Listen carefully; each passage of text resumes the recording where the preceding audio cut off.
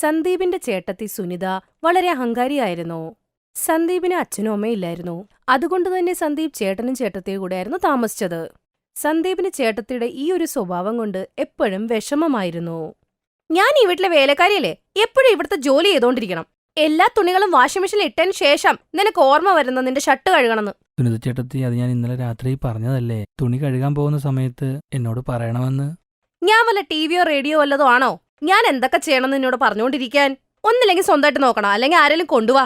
ഞാൻ നിന്റെ വേലക്കാരിയൊന്നുമില്ല നിന്റെ കാര്യങ്ങൾ നോക്കാൻ.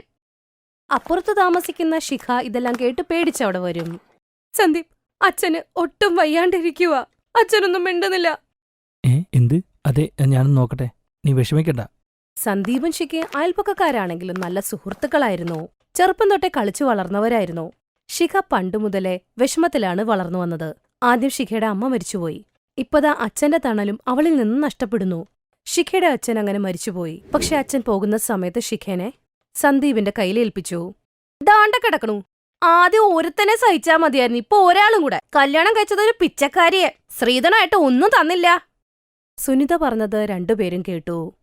കുറച്ചു ദിവസത്തേക്ക് സുനിത എപ്പോഴും അവരെ ഓരോ കാര്യത്തിനായി കുറ്റപ്പെടുത്തിക്കൊണ്ടേയിരിക്കും. സുനിത ചേട്ടത്തി, കല്യാണം കഴിഞ്ഞപ്പോ തൊട്ട് ഞാൻ കേൾക്കുന്നതാ ചേട്ടത്തിയുടെ ഈ കുറ്റം പറച്ചില്. ഇതൊന്നും സഹിക്കാൻ പറ്റുന്നില്ലെങ്കിൽ ഇവിടെ നിന്ന് ഇറങ്ങിപ്പോയിക്കൂടെ? എന്നാ ശിഖ, നമുക്ക് നിന്റെ വീട്ടിൽ പോയി താമസിക്കാം. അങ്ങനെ സന്ദീപ് സ്വന്തം വീട് വിട്ട് വാടകയ്ക്ക് താമസിച്ചുകൊണ്ടിരുന്ന ശിഖയുടെ വീട്ടിലേക്ക് താമസം മാറി. ജോലി ചെയ്യേണ്ട ആവശ്യമുണ്ടായിരുന്നു. അതേനെ, അച്ഛൻ ചെയ്ത ജോലി ചെയ്യാമോ? അച്ഛൻ ചന്തയില് മട്ടർ പനീരും പൂരിയും വിൽക്കുമായിരുന്നു. ചന്തയിൽ അച്ഛനെ എല്ലാവർക്കും അറിയാം. അച്ഛൻ ചെയ്ത പോലെ തന്നെ എങ്ങനെ ചെയ്യണമെന്ന് ഞാൻ പറഞ്ഞുതരാം. എന്തേലും ജോലി അത്യാവശ്യമല്ലേ? നിനക്ക് വളരെ ബുദ്ധിമുട്ടായല്ലേ ശിഖ? എൻ്റെ കയ്യിൽ പൈസ ഒന്നുമില്ല, എല്ലാം നീ തന്നെ ചെയ്യേണ്ടി വരുമല്ലേ. അങ്ങനെ സന്ദീപ് ജോലി ചെയ്യാനായിട്ട് കുറച്ച് പൈസ കടം വാങ്ങി. കുറച്ചു ദിവസങ്ങൾക്ക് ശേഷം അമ്മായിയച്ഛൻ ചെയ്ത ജോലി സന്ദീപ് ചെയ്യാൻ തുടങ്ങി. ചന്തയില് അവൻ മട്ടർ പനീരും പൂരിന്റെയും തട്ടുകട തുടങ്ങി. വീട്ടിലെല്ലാം ജോലി തീർത്ത് വൈകിട്ടാവുമ്പോ ശിഖ അവിടെ എത്തും. സന്ദീപിനെ സഹായിക്കാനായി അവളും അവിടെ ഉണ്ടാകും. ആദ്യം ഇവിടെ ഒരു വൃദ്ധനായിരുന്നല്ലോ ഉണ്ടായിരുന്നത്, ഇപ്പോ നീ ആയോ? ആ ചേട്ടാ, അതെന്റെ അമ്മായിയച്ഛനായിരുന്നു. കുറച്ചു മാസങ്ങൾക്ക് മുമ്പ് അദ്ദേഹം മരിച്ചുപോയി. ഓ, ആണോ? അയ്യോ, അത് വളരെ കഷ്ടമായല്ലോ. പോട്ടെ, അദ്ദേഹത്തിന്റെ ഓർമ്മകളൊക്കെ നീ കാത്തു സൂക്ഷിക്കുന്നത് നല്ലതാ. അദ്ദേഹത്തിന്റെ ജോലിയും ചെയ്യുന്നു. പോകെ പോകെ അച്ഛനുണ്ടായിരുന്ന സമയത്തെ കസ്റ്റമേഴ്സൊക്കെ തിരിച്ചു വരാൻ തുടങ്ങി. സന്ദീപിന്റെ ജോലി നടന്നു. ഇപ്പൊ അവർക്ക് നല്ല വരുമാനം ഉണ്ടായി തുടങ്ങി. സുനിതയ്ക്ക് ഇതെല്ലാം കണ്ട് കുശുമ്പാവാനും തുടങ്ങിയായിരുന്നു. രണ്ടുപേരും സന്തോഷിക്കുന്ന കണ്ട് അവൾക്ക് സഹിച്ചില്ല. അവൾക്ക് അവർക്കൊരു പണി കൊടുക്കണമെന്നായിരുന്നു. അവൾ ഒരു ദിവസം സന്ദീപിന്റെ തട്ടുകടയിൽ വന്നു. ആ സമയത്ത് കുറച്ച് കസ്റ്റമേഴ്സ് കഴിച്ചോണ്ടിരിക്കുകയായിരുന്നു. ആ ചേട്ടത്തിയോ, വരൂ വരൂ. ആ, നീ ഏതോ പുതിയ കച്ചവടം തുടങ്ങിയെന്നറിഞ്ഞപ്പോ ഒന്ന് കാണാൻ വന്നതാ. മട്ടർ പനീരും പൂരിന്റെ മണം നല്ലോണം വരുന്നുണ്ട്. നല്ല കൊതിയാവുന്നു, വിശക്കുന്നുണ്ട്. അതിനെന്താ ചേട്ടത്തി, ഒരു പ്ലേറ്റ് ചേട്ടത്തിക്കും തരാം. സന്ദീപ് സന്തോഷത്തോടെ ചേട്ടത്തിക്ക് വേണ്ടി ഒരു പ്ലേറ്റ് എടുത്തു കൊടുത്തു. അപ്പോഴേക്ക് സുനിത അവളുടെ പേഴ്സിൽ നിന്നും ചത്തൊരു പല്ലി എടുത്ത് ആ മട്ടർ പനീർ കറിന്റെ അകത്തിട്ട് ഒച്ച വെച്ചു. മട്ടർ പനീരിൽ ദാ ചത്ത പല്ലി കിടക്കുന്നു. വിഷമുള്ള മട്ടർ പനീരാണോ ഇത്? അയ്യോ, ആരും കഴിക്കല്ലേ, ഈ മട്ടർ പനീരില് വിഷമുണ്ട്, വിഷം. ഇതെന്തോന്നും മട്ടർ പനീർക്കാരനാ, ഞങ്ങളെ കൊല്ലാൻ നോക്കിയതാല്ലേ? നോക്കിയും കണ്ടുണ്ടാക്കിക്കൂടെ? ഒരു വൃത്തിയില്ല, ഒന്നുമില്ല. മട്ടർ പനീരില് പല്ലി വീഴ്ത്തി. ഇയാളെ കുറിച്ച് നമുക്ക് പോലീസ് സ്റ്റേഷനിലെ ഒരു കംപ്ലൈന്റ് കൊടുക്കാം. അതെ, എല്ലാരും വന്നേ ഒരു വീഡിയോ ഉണ്ടാക്കി നമുക്ക് കംപ്ലൈന്റ് കൊടുക്കാം. സുനിത ചേട്ടത്തി, എനിക്കറിയാം നിങ്ങൾ മനഃപൂർവ്വം ചെയ്തതാണെന്ന്. എന്നെ നിങ്ങൾക്ക് ഇഷ്ടമല്ല. നിങ്ങളുടെ ഭർത്താവിന്റെ അനിയനല്ലേ, നിങ്ങൾ എന്നോട് ഇത് ചെയ്തുവല്ലേ. ഞാൻ പറയുന്നത് കേൾക്കൂ. ഞാൻ നല്ല വൃത്തിയായിട്ടാണ് എല്ലാ ഭക്ഷണവും ഉണ്ടാക്കുന്നത്. എന്റെ ഭാര്യ ഇതെല്ലാം നോക്കിയും കണ്ടുമാണ് ചെയ്യുന്നത്. പച്ചക്കറി എല്ലാം നന്നായി കഴുകും. എന്റെ ഭാഗത്തുനിന്ന് അങ്ങനെ തെറ്റ് വരില്ല. അപ്പോഴേക്കും അവിടെ ശിഖ എത്തുകയും ചെയ്യും. സന്ദീപിനെ എല്ലാരും കൂടെ ചേർന്ന് അടിക്കുകയായിരുന്നു. നീ തെറ്റ് ചെയ്തിട്ടുണ്ടെങ്കിലേ ഞാൻ ഇതിന് കൂട്ടു നിക്കത്തില്ല. നിന്റെ തെറ്റ് മുമ്പിൽ തന്നെ ഉണ്ടല്ലോ, മട്ടർ പനീരിലെ പല്ലിയുണ്ട്. ചേട്ടത്തി, ഇത് എന്താ പറയണേ? ഇത്രയെങ്കിലും നാണമില്ലേ? എന്റെ ഭർത്താവിനെ നിങ്ങൾ കള്ളനാക്കാൻ നോക്കിയാ, ജോലി കളയിപ്പിക്കാൻ വേണ്ടി. ആ പല്ലിയൊന്ന് കാണിച്ചേ, ഏത് പല്ലിയാന്ന് ഞാനൊന്ന് കാണട്ടെ. ശിഖ ഇങ്ങനെ പറഞ്ഞപ്പോ സുനിത ഒന്ന് പേടിച്ചുപോയി. കാരണം അവളാണല്ലോ അതിൽ പല്ലിയിട്ടത്. അതെങ്ങനെ അവൾ കയ്യിലെടുക്കും? ആൾക്കാർക്ക് സത്യം അറിയില്ലല്ലോ. സുനിത മട്ടർ പനീറിലിട്ട പല്ലി ശരിക്കും പറഞ്ഞാൽ യഥാർത്ഥ പല്ലിയെ പോലെ ഇരിക്കുന്ന ഡ്യൂപ്ലിക്കേറ്റ് പല്ലിയായിരുന്നു. ഓ, ഇതിപ്പോ കണ്ടിട്ട് എന്തിനാണ്? ദാ എന്റെ പാത്രത്തിലുണ്ട്, ഞാൻ ഇത് കളഞ്ഞേക്കാം. ദൂരത്തുനിന്ന് കണ്ടാ മതി, ഇല്ലെങ്കിൽ വിഷം എല്ലാത്തിലും പടരും. ഇല്ല ഇല്ല, നിങ്ങൾ പറഞ്ഞതിൽ കൂടുതൽ വിഷം വേറെ ഒന്നിനുമില്ല. ഞാനിത് കയ്യിലെടുത്ത് എന്തായാലും നോക്കും. ശിഖ ഒരു പേടിയുമില്ലാതെ തന്നെ ആ പാത്രത്തിൽ നിന്ന് പല്ലിയെടുത്ത് കയ്യിൽ വെക്കും. സത്യം എല്ലാവരുടെ മുമ്പിൽ, ഇത് കണ്ടില്ലേ, ഈ പല്ലി ഡ്യൂപ്ലിക്കേറ്റ് ആണ്. കളിപ്പാട്ടെ, യഥാർത്ഥ പല്ലിയെ വെല്ലുന്ന സാധനം. നിങ്ങളും എല്ലാരും ഇതൊന്ന് കൈയെടുത്ത് നോക്കൂ. പേടിക്കണ്ട, ഇത് കളിപ്പാട്ടാ. അയ്യോ, ശരിയാണല്ലോ, ഇത് കളിക്കുന്ന പല്ലിയാണല്ലോ. അപ്പൊ ഈ സ്ത്രീ കള്ളം പറഞ്ഞതായിരുന്നല്ലേ? ഈ സത്യസന്ധനും പാവപ്പെട്ടവനായ ചേട്ടനെ കള്ളനാക്കാൻ നോക്കിയതല്ലേ? അതെ, നിങ്ങൾ പറഞ്ഞ സത്യ. ഇതെന്റെ ചേട്ടത്തിയാണ്. ഞങ്ങൾ സന്തോഷിക്കുന്നത് ഇവർക്ക് ഇഷ്ടമല്ല. ഞങ്ങൾ നന്നായി ജോലി ചെയ്യുന്നതൊന്നും ഇവർക്ക് പിടിക്കുന്നില്ല. അതിന് ചെയ്തതാ ഇവര്. എന്നാ പിന്നെ ഇവരെ പോലീസിലങ്ങ് ഏൽപ്പിച്ചാലോ? ഇവര് നിങ്ങളുടെ കഞ്ഞി പാറ്റയിടാൻ നോക്കില്ലേ? നിങ്ങൾ ഇതിന്ന് തെളിയിച്ചില്ലായിരുന്നെങ്കിൽ ഇദ്ദേഹത്തെ ഇന്ന് പോലീസ് കൊണ്ടുപോയേനെ. സുനിത ചേട്ടത്തി, എനിക്ക് വേണമെങ്കിൽ ഇപ്പൊ തന്നെ പോലീസിനെ വിളിപ്പിക്കാം. പക്ഷെ ഞാൻ നിങ്ങളെപ്പോലെ അല്ലാത്തോണ്ട് ഞാൻ അങ്ങനെ ചെയ്യില്ല. ഇവിടുന്ന് വേഗം പോയിക്കോ. ഇതിനുശേഷം ഇനി ഞങ്ങളുടെ കൺമുമ്പത്ത് പോലും കണ്ടുപോല്. ശിഖ പറയുന്നത് ശരിയാണ്. ഇത്തരം പണി ചെയ്യുന്ന നിങ്ങളെ ബന്ധങ്ങളുടെ വില അറിയാത്തവരാണ്. ചേട്ടത്തിന്ന് വിളിക്കാൻ തന്നെ എനിക്ക് ലജ്ജ തോന്നുന്നു. നിങ്ങളുമായി ഇനി ഞങ്ങൾക്ക് ബന്ധമില്ല. സുനിത ഒന്നും മിണ്ടിയില്ല.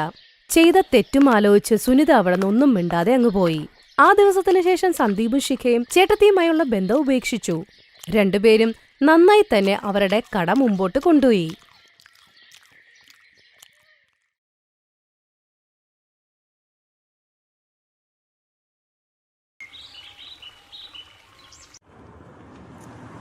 അരെ ഡ്രൈവർ, വണ്ടി ഒന്ന് നിർത്തൂ. എന്താ സ്വാതി, നീ എന്തിനാണ് പെട്ടെന്ന് വണ്ടി നിർത്തിയത്? എനിക്ക് നന്നായി വിശക്കുന്നു. വരൂ, നമുക്ക് പോയി ചൗമൻ കഴിക്കാം. നീ എത്ര വലിയ വീട്ടിലെ മകളാണ്, പക്ഷെ ഈ സ്റ്റോളിൽ നിന്ന് ഭക്ഷണം കഴിക്കുന്ന നിന്റെ ഹോബി എന്താണെന്ന് എനിക്കറിയില്ല. വാ, ഇനി നിന്റെ ലെക്ചർ നിർത്ത്. ഇഷ്ടമുള്ളതല്ലേ കഴിക്കാൻ പറ്റൂ. സ്റ്റോളിൽ നിന്ന് കഴിക്കുമ്പോൾ കിട്ടുന്ന ടേസ്റ്റ് 5 സ്റ്റാർ ഹോട്ടലിൽ ആഹാരം കഴിച്ച കിട്ടില്ല. സ്വാതി തന്റെ കൂട്ടുകാരി നിധിയോടൊപ്പം ചൗമീൻ സ്റ്റോളിലേക്ക് പോയി. അവൾ ചൗമീൻ വാങ്ങി വളരെ ആസ്വദിച്ച് കഴിക്കാൻ തുടങ്ങി. കുറച്ചു കഴിഞ്ഞപ്പോൾ ഒരു കൊച്ചു യാചക പെൺകുട്ടി അവിടേക്ക് വന്നു. ദയവായി എനിക്ക് എന്തെങ്കിലും ഭക്ഷണം തരൂ, എനിക്ക് വളരെ വിശക്കുന്നു. വിശക്കുന്നുണ്ടോ? ഹയ്യ, ഒരു പ്ലേറ്റ് തരൂ, ഒരു പ്ലേറ്റ് പാക്കും ചെയ്യൂ. സ്വാതി സ്റ്റാളുകാരനോട് പറഞ്ഞ് ഭിക്ഷക്കാരി പെൺകുട്ടിക്ക് കഴിക്കാൻ ആഹാരം നൽകുന്നു. ആ സ്റ്റാളിന്റെ അടുത്ത് നിന്നിരുന്ന രോഹൻ ഇതെല്ലാം കാണുന്നുണ്ടായിരുന്നു. ഇത്രയും പണക്കാരിയായ വീട്ടിലെ പെൺകുട്ടിയുടെ പെരുമാറ്റം അവനെ വളരെ ഇഷ്ടപ്പെട്ടു. ചൗമൻ കഴിച്ച് അവൾ തന്റെ വണ്ടിയിൽ കയറി വീട്ടിലേക്ക് പോകുന്നു. സത്യത്തിൽ സ്വാതിക്ക് സ്റ്റോൾ ഫുഡ് കഴിക്കാൻ വളരെ ഇഷ്ടമായിരുന്നു. അതുകൊണ്ട് അവൾ പലപ്പോഴും ഏതെങ്കിലും ഒരു സ്റ്റോളിൽ എത്താറുണ്ടായിരുന്നു. രോഹനും ചിലപ്പോഴൊക്കെ ഓഫീസിൽ നിന്ന് വരുമ്പോൾ ഏതെങ്കിലും സ്റ്റോളിൽ നിന്ന് കഴിക്കാറുണ്ടായിരുന്നു. അങ്ങനെ അവൻ സ്വാതിയെ കാണാറുണ്ടായിരുന്നു. സ്റ്റോളിൽ വെച്ച് കണ്ടുകണ്ട് അവർ പരസ്പരം പ്രണയത്തിലായി. കുറച്ച് ദിവസങ്ങൾക്ക് ശേഷം, റോഹൻ, ഞാൻ കല്യാണം കഴിക്കുകയാണെങ്കിൽ അത് നിന്നെ മാത്രം. നീ പെട്ടെന്ന് നിന്റെ വീട്ടുകാരോട് പോയി സംസാരിക്കണം. ഞാനും എന്റെ പാരന്റ്സിനോട് സംസാരിക്കാം. മാഡം, നിങ്ങൾ കൊട്ടാരത്തിലെ രാജ്ഞിയാണ്. ഞാനാണെങ്കിൽ ഒരു മിഡിൽ ക്ലാസ്സുകാരനും. എന്നെ കല്യാണം കഴിക്കുന്നുണ്ടോ ഇല്ലയോ? അതോ ഞാൻ നിങ്ങളുടെ വീട്ടിലേക്ക് വരണോ? ശരി, ഞാൻ ഇതേക്കുറിച്ച് വീട്ടിൽ സംസാരിക്കാം. രോഹൻ തന്റെ വീട്ടുകാരോട് ഇതിനെക്കുറിച്ച് സംസാരിക്കുന്നു. ഇവിടെ സ്വാതിയും തന്റെ വീട്ടുകാരെ പറഞ്ഞ് സമ്മതിപ്പിക്കുന്നു. പിന്നീട് എല്ലാവരുടെയും സമ്മതത്തോടുകൂടി അവരുടെ വിവാഹം നടക്കുന്നു. ഒരു സമ്പന്ന കുടുംബത്തിലെ പെൺകുട്ടിയായിരുന്ന സ്വാതി ഇപ്പോൾ മിഡിൽ ക്ലാസ് ഭർത്തൃവീട്ടിലേക്ക് വരുന്നു. തന്റെ ഭർത്തൃഗൃഹത്തിലേക്ക് വരുന്ന സമയത്തും സ്വാതിയുടെ കണ്ണ് തെരുവിലെ സ്റ്റോളുകളിലായിരുന്നു. സ്വാതിയുടെ ഭർത്തൃഗൃഹം ചാന്ദിനി ചൗക്കിലായിരുന്നു. അവിടെ ആഹാരത്തിന് പലതരത്തിലുള്ള സ്റ്റോളുകൾ ഉണ്ടായിരുന്നു. എന്റെ ഭർത്തൃഗൃഹം ഇത്രയും ഇടുങ്ങിയ തെരുവിലാണ്, പക്ഷേ ഇവിടുത്തെ സ്റ്റോളുകൾ ശരിക്കും രസകരമായി. Hi hi, burger, chowmein, golgappe, dahi papdi, aloo puri, kadhi chawal, വാ വാ, നല്ല രസമായിരിക്കും. കുറച്ചു കഴിഞ്ഞ് അവൾ അവളുടെ ഭർത്താവിന്റെ വീട്ടിലേക്ക് എത്തിച്ചേരുന്നു. അവിടെ അവളുടെ അമ്മായിയമ്മ ആരതിയൊഴിഞ്ഞ് അവളെ സ്വീകരിക്കുന്നു. എന്റെ ഇളയ മരുമകളെ, നിനക്ക് ഭർത്തൃ വീട്ടിലേക്ക് സ്വാഗതം. എന്റെ 2 മരുമക്കളും വന്നു. ഇപ്പോൾ ഞാൻ ഈ വീട്ടിന്റെ ഉത്തരവാദിത്തങ്ങളിൽ നിന്ന് സ്വതന്ത്രയാണ്. മൂത്ത മരുമോളെ, സ്വാതി അവളുടെ മുറി വരെ കൊണ്ടുചെന്നാക്കൂ. ചേട്ടത്തി അനിയത്തിയെ മുറിയിലേക്ക് കൊണ്ടുപോകുന്നു. ചേട്ടത്തി, ഈ മുറി ചെറുതാണല്ലേ? നിങ്ങളുടെ വീട് വളരെ വലുതാണ്. അതുകൊണ്ടാണ് ഈ മുറി നിങ്ങൾക്ക് വളരെ ചെറുതായി തോന്നുന്നത്. അതെ, ശരിയായിരിക്കും. നാളെ നിന്റെ ആദ്യത്തെ അടുക്കളയാണ്. നേരത്തെ എഴുന്നേൽക്കണം. അടുത്ത ദിവസം രാവിലെ സ്വാതി എല്ലാവർക്കും വേണ്ടി ഹൽവയും പൂരിയും ഉണ്ടാക്കുന്നു. അവൾ ഉണ്ടാക്കിയ ഭക്ഷണം വീട്ടുകാർക്ക് അധികം ഇഷ്ടമായില്ല. എന്നാലും അവളെ വിഷമിപ്പിക്കാതിരിക്കാൻ എല്ലാവരും അവളെ പ്രശംസിക്കുന്നു. പകൽ സമയത്ത് അയൽപക്കത്തെ സ്ത്രീകൾ സ്വാതിയെ മുഖം കാണിച്ച ശേഷം പോകുന്നു. അങ്ങനെ വൈകുന്നേരമാകുന്നു. അമ്മേ, വീട്ടിൽ മത്തങ്ങയും കുമ്പളങ്ങയും ഇരിപ്പുണ്ട്. അത്താഴത്തിന് എന്താണ് ഉണ്ടാക്കേണ്ടത്? മരുമോളെ, ഇന്ന് കുമ്പളങ്ങ ഉണ്ടാക്ക്. അത് കഴിഞ്ഞ ആഴ്ചയേ ഇരിക്കുവാണ്. സഹോദരി ഉമ ഗ്രാമത്തിൽ പോയിട്ട് വന്നപ്പോൾ കൊണ്ടുവന്നതാണ്. കുമ്പളങ്ങ? അത്താഴത്തിന് ആരാണ് കുമ്പളങ്ങ കഴിക്കുന്നത്? എന്നെ കൊണ്ട് കഴിക്കാൻ സാധിക്കില്ല. ഇന്നെനിക്ക് പുറത്തുനിന്ന് എന്തെങ്കിലും കഴിക്കാൻ തോന്നുന്നു. ദഹിബാലെ, രാജ്മ ചാവൽ പോലെ എന്തെങ്കിലും. ഈ സ്ട്രീറ്റിന് പുറത്ത് തന്നെ ഒരുപാട് സ്റ്റാളുണ്ട്. എന്നാൽ ഞാനെങ്ങനെ പുറത്തു പോകും? എന്തേലും ബുദ്ധി പ്രയോഗിക്കൂ സ്വാതി. ആ, ഐഡിയ. സ്വാതി വയറുവേദനയാണെന്ന് കള്ളം പറഞ്ഞ് മുറിയിലേക്ക് പോകുന്നു. കൂടാതെ അവൾ ഭക്ഷണം കഴിക്കാനും വിസമ്മതിക്കുന്നു. രോഹനെ ഫോൺ ചെയ്യാം. അവൻ വന്നാൽ ഉടൻ ഡോക്ടറെ കാണാനെന്ന് പറഞ്ഞ് പുറത്തേക്ക് പോകാം. ഇങ്ങനെ ചിന്തിച്ചുകൊണ്ട് സ്വാതി രോഹന് ഫോൺ ചെയ്യുന്നു. അവൻ ബിസിയായിരുന്നതിനാൽ ഫോൺ എടുക്കാൻ കഴിയുന്നില്ല. ഓ, ഈ രോഹൻ ഫോൺ പോലും എടുക്കുന്നില്ല. കുറച്ച് ബുദ്ധി പ്രയോഗിക്കൂ. സ്വാതി അവിടെയും ഇവിടെയുമൊക്കെ നോക്കിയപ്പോൾ പെട്ടെന്ന് സ്വാതി ജന്നൽ കാണുന്നു. അവൾ അതിലൂടെ പുറത്തേക്ക് പോകുന്നു. പെട്ടെന്ന് തന്നെ ദാഹിബാലയുടെ സ്റ്റാളിനടുത്തെത്തുന്നു. അവൾ വയറ് നിറച്ച് ദാഹിബാലയും രാജ്മ ചാവലും കഴിക്കുന്നു. എന്നാൽ അവളെ അയൽവക്കത്തുള്ള ഗപ്പു ആന്റി കാണുന്നു. ഹാ, ഇത് സരളയുടെ പുതിയ മരുമകളല്ലേ? ഇവൾ ഇന്നലെയല്ലേ വിവാഹം കഴിച്ചു വന്നത്? ഹൈ റാം, എന്തൊരു സമയമാണ് ഇപ്പോൾ വന്നിരിക്കുന്നത്. ഇന്നത്തെ മരുമകൾക്ക് ഒരു നാണക്കേടും ഇല്ല. കുറച്ചു സമയം കഴിഞ്ഞ്, പിടിക്കൂ സഹോദര പൈസ. മാഡം ജി, 200 രൂപയ്ക്ക് ചില്ലറയില്ല. കുഴപ്പമില്ല, നിങ്ങൾ വെച്ചോളൂ ടിപ്പായിട്ട്. വയറ് നിറഞ്ഞ ശേഷം അവൾ അതേ ജനാലയിലൂടെ തന്നെ തിരിച്ചു വരുന്നു. കുറച്ചു സമയം കഴിഞ്ഞ് അവളുടെ ചേട്ടത്തി അവൾക്ക് വേണ്ടി കിച്ചടി ഉണ്ടാക്കി കൊണ്ടുവരുന്നു. ഇത് കഴിക്കൂ സ്വാതി, ഇത് കഴിച്ചാൽ വയറുവേദന മാറും. വേണ്ട ചേട്ടത്തി, ഒട്ടും വിശപ്പില്ല. ഉള്ള വയറുവേദന ഒന്നും കഴിക്കാതിരുന്നാൽ കുറച്ചു കഴിഞ്ഞ് തന്നെ മാറിക്കോളും. എന്നാൽ ശരി, പിന്നീട് വിശക്കുകയാണെങ്കിൽ പറയണം. അടുത്ത ദിവസം അവരുടെ വീട്ടിലേക്ക് ഗപ്പു ആന്റി വരുന്നു. സമ്മതിക്കുന്നു സർല, ഇത് മോഡേൺ കാലഘട്ടമാണ്. എന്നാൽ ഇത്രയും മോഡേൺ ആണോ? ഇന്നലെ വന്ന മരുമകൾ പുറത്ത് സ്റ്റാളിൽ പോയി വലിച്ചു വാരി കഴിച്ചുകൊണ്ടിരിക്കുകയാണ്. നീ ആരുടെ മരുമകളുടെ കാര്യമാണ് പറയുന്നത്? നിന്റെ. ഇന്നലെ രാത്രി ഞാൻ അവളെ പുറത്ത് സ്റ്റാളിൽ നിന്ന് ആഹാരം കഴിച്ചുകൊണ്ടിരിക്കുന്നത് കണ്ടു. ഞാൻ കേട്ടത് വലിയ പണക്കാരിയാണെന്നാണ്. പിന്നെ എന്തിനാണ് സ്റ്റാളിലെ ഫുഡ്? അപ്പോഴേക്കും സ്വാതി അവിടേക്ക് വന്നു. എന്താ, താങ്കൾ എന്നെയാണോ കണ്ടത്?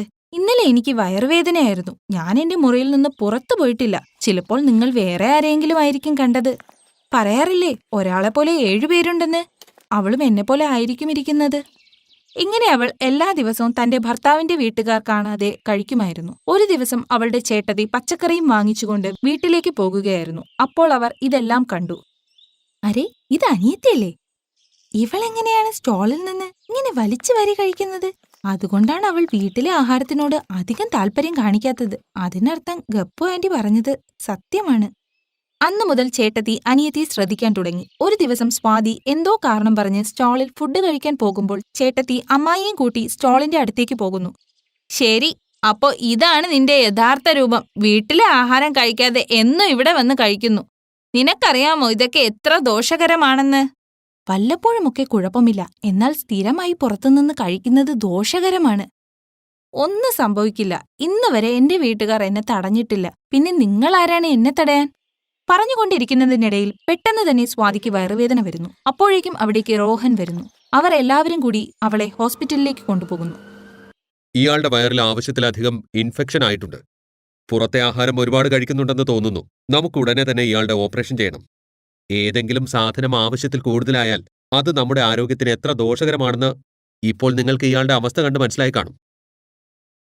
ഓപ്പറേഷൻ ചെയ്ത് സ്വാതിയുടെ ജീവൻ തിരിച്ചു കിട്ടി. പക്ഷേ ഇതിൽ നിന്നൊക്കെ സ്വാതിക്ക് ഒരു കാര്യം മനസ്സിലായി. ആവശ്യത്തിൽ കൂടുതൽ സ്റ്റാൾ ഫുഡ് അവളുടെ ജീവൻ പോലും എടുക്കുമായിരുന്നു എന്ന്.